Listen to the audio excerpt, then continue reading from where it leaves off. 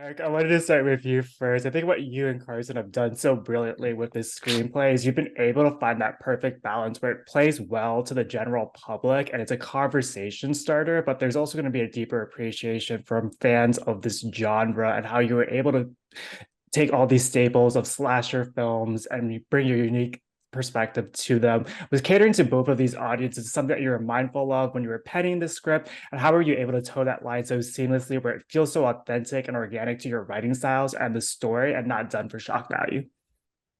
Well, thank you for the question, Kevin. That's a very lovely observation, and I'm really glad that it translates because that's definitely the intent. We wanted to make something that was populated by a lot of kind of slightly north of reality, absurd characters where everyone is so kind of caught up in their own inflated ego that they make a joke out of themselves, but have a couple of people that were more of the played straight folks around them so that you show the contrast of that. And I think that's where a lot of the comedy and conflict comes from. And a lot of the like the silly stuff is very intentional in terms of satirizing people who make a lot of noise but don't necessarily say anything. And I think that's kind of the point of the movie is we're not making some grandiose deep cut political statement. We're just kind of shining a light on the folks that use a system to feed their own egos. And again, that's where for me that's where comedy and conflict and just like good vibes comes from. And Devin, without giving any spoilers, one of the reasons why this genre is so popular is because audiences feel like an active participant in the film, where they're trying to piece everything together and figure out who's behind these murders. What was your initial reaction when you read the script, and what made you want to be a part of it? And were you able to kind of guess all the different twists and turns that this narrative takes? That's great. Yeah, I definitely was not able to guess all the twists and turns, which is always fun, whenever you're reading a script, especially like, this far into my career, when you read scripts, it's always fun when you see something that is so fresh and new and that has such a unique voice to it that Eric and Carson bring. I love their blend of love letter to things that they love, as well as like kind of absurdist kind of irony in a way that turns the joke on you. Like it kind of turns the joke on the audience, and the audience is like, oh, I see this, like that archetype. Yep, I do kind of fit that sometimes. um yeah, I think just reading the script and getting to know Eric and Carson over this, we had a great phone call at first when we were first introduced, and just getting to know them and their vibe and their vision for the script. It was just like, yeah, this seems like something that would be so fun to do. And again, like I think we've actually talked about this before, Kevin, but we're in this amazing new renaissance of horror and Yeah. horror voices and people seeing it as more than just a genre. It's now like a new space that allows creative opportunity to tell different kinds of stories in different ways. And I think for audiences, it's so much fun because people who are so used to, their typical slashers that they've grown up with and they love this sort of thing. It has things that you're well adapted to, things that you love, but also things that are like going to make you smile and things laugh. Yeah, it's very fun. It's very nostalgic, but also refreshing. And Eric, one of the ways in which you put your own stamp on this genre is through that political component, which bridges these generations of characters, which also allows you to explore these social dynamics in such a refreshing way. And it was so interesting the last time that we chatted that you said that political aspect wasn't part of the original screenplay. Were the adult characters as prominent in that first draft as they are in this final product? Because they often are so overlooked in these types of films, but they feel so paramount to the story.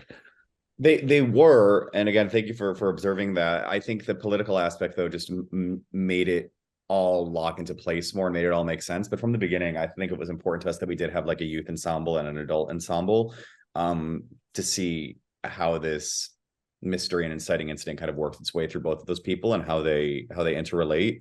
But the political backdrop, and I think that's probably the best way to put it, because again, this isn't, Yeah.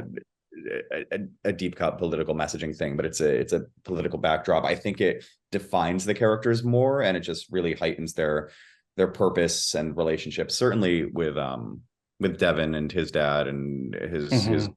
girlfriend and her movie mom, because it just creates this. You understand the way these people function in the town, and so the movie's really about how this incident affects the community, which is a world where everybody either knows each other or knows about each other and has an opinion about each other. And so having both ensembles, I think, is really important for that. I was just gonna say shout out New Milford. It was great. Yeah. Let's go. Yeah. It was an amazing shooting location in the fall of that year, and just the amazing backdrop. I think, Eric, that small town community, with the backdrop being such a tight knit, like a mayoral election, so much more secular and kind of intertwined within the local community. It kind of made it much more intimate while keeping that kind of tenseness throughout.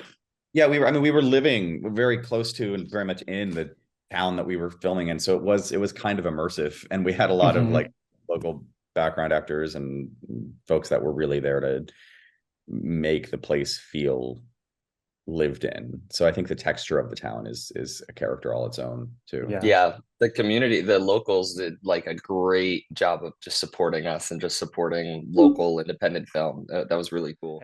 Devin, perfect segue with this next question, but getting to the emotional core of a character is your bread and butter, and you have this innate gift to make audiences feel for your characters. And it's established very early on that Adam has a strained relationship with his father due to the campaign, as well as this kind of Romeo and Juliet history with Lily. But there are also moments throughout the film with all of the characters where you're wondering if they're behind the mask. As an actor, how do you create the space to tackle that vulnerable place that your character is in, while also finding moments That's a great question. I think the first thing is always script and character, and great collaborative conversation with my directors, with Erik and Carson.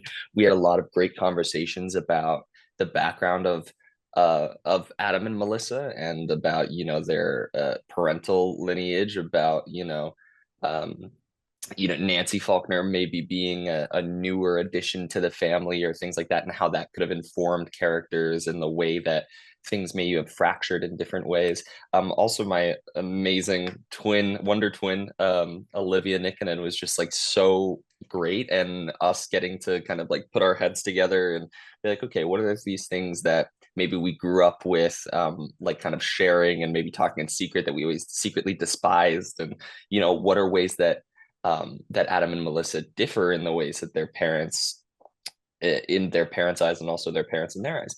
And so those were all like really interesting, cool avenues to find different ways to explore. The idea that maybe it was fun for Adam to be on the 4th of July parade float with his dad back in 4th grade, but now it's a thing that's affecting his ability to go to school and his ability to just make normal friends and just have a life. It's this kind of banner that's always hanging over him, and so all those different things influence the different kind of motives for Adam. And I guess taking those scenes and kind of finding ways to interject little bits of nuance here and there. Though, it's always kind of, I think, like picking and finding those little pockets. And there's also, I think one of my favorite parts of this is like I get to interact with so much of the ensemble throughout the film too. And so seeing how the different characters play off of Adam, I think, was so interesting for me as well, because it kind of gave me areas to put people in my life. I never felt like Adam was someone that really had an enemy, so to speak. His and Rob's relationship is almost like, it's not quite a feud. I'm not like, he's not my rival, and he's almost the sort of thing where maybe in another, I don't know, in another town we would have been friends or something. But it's always those different kind of instincts in those relationships that I think really motivate and play into where I can drag and drop those little bits. Yeah.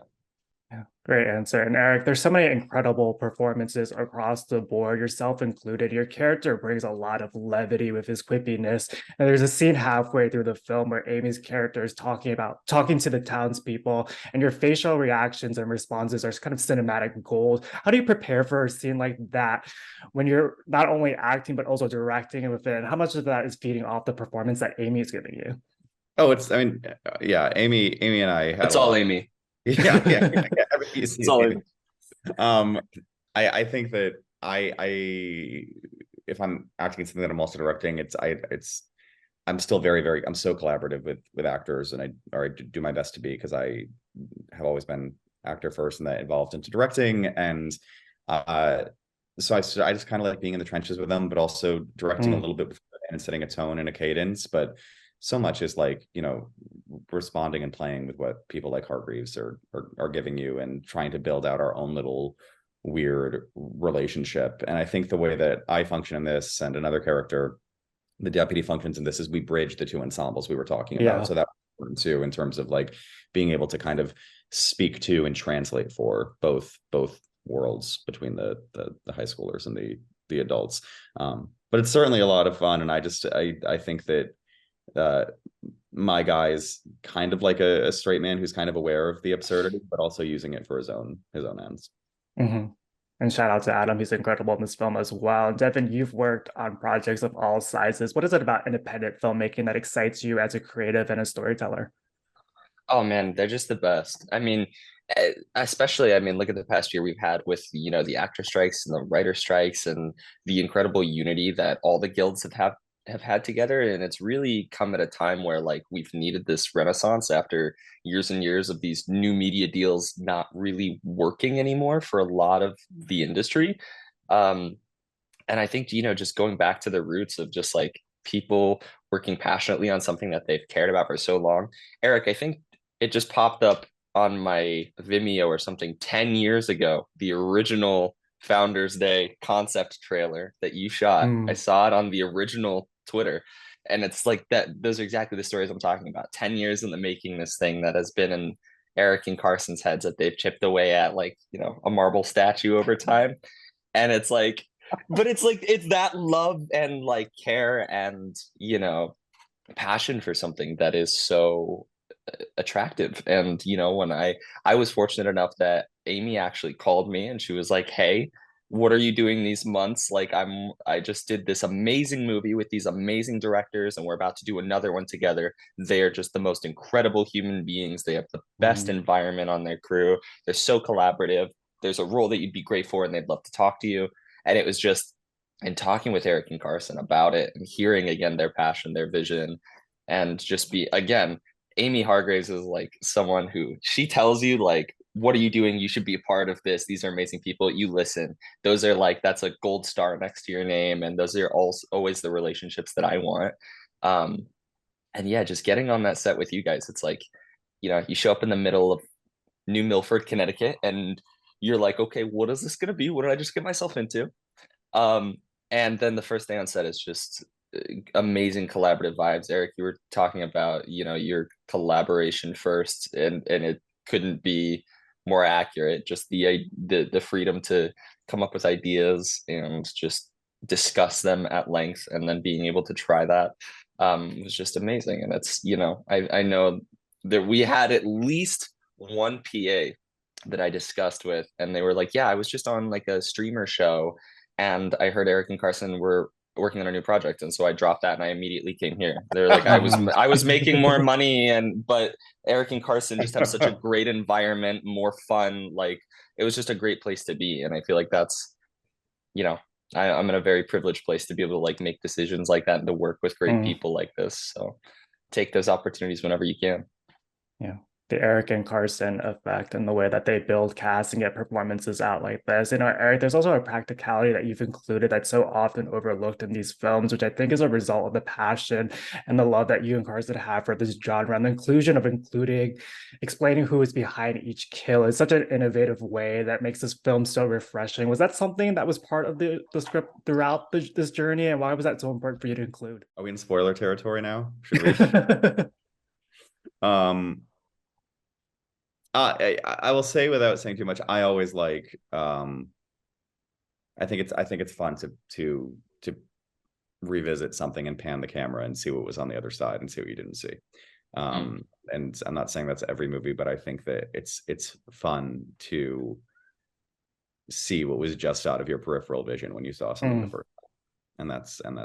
And I will say in terms of what happened, I we built backward. Like we knew where things were going to end first, and we built backwards from there, and everything that happened before is in support of that.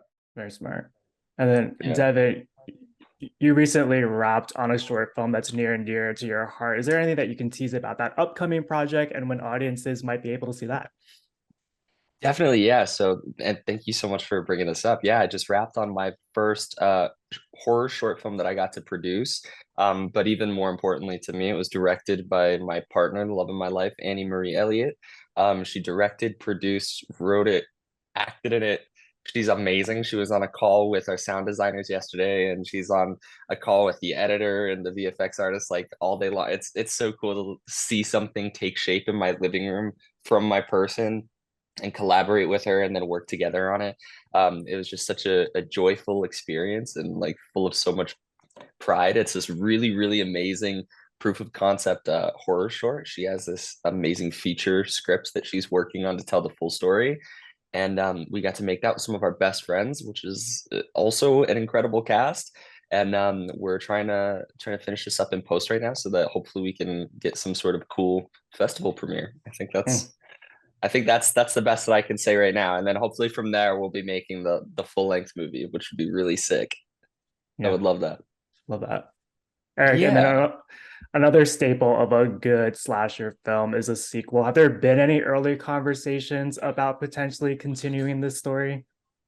Um, it was never something that was the intention, but the more times I've gotten asked that question, the more like the seed is planted for what could happen. And there's some fun imagery that we would certainly be apt to visit if the opportunity presents itself. Yeah. The founder becomes a Fairwood boogeyman. A change of setting, actually. And I don't know, we'll see. I hope that people pick up what we're putting down, because I think that it's an interesting tone that we have here, because it's not outright comedy, but it's not meant to be taken completely seriously. There's meant to be a sense of mischief and absurdity. And we'll if people pick up what we're putting down, then yeah, I love the founder.